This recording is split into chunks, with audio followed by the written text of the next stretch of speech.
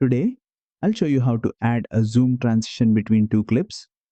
This is a great way to add energy and style to your edits. Start by importing your two clips into VN and placing them side by side on the timeline.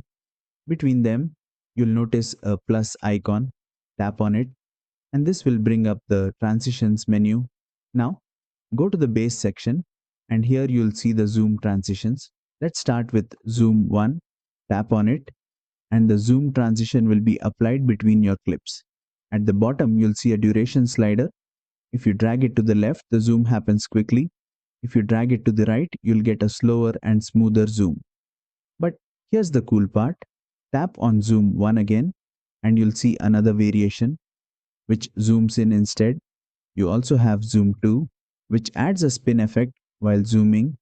Tap on zoom 2 again, and this time it zooms out with a spin. This gives you multiple creative options to play with. Once again, use the duration slider to fine-tune the speed and choose the variation that best suits your project. And that's it.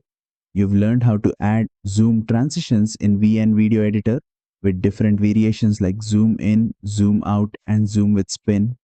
If this tutorial helped, don't forget to like, share, and subscribe for more VN Video Editor tips.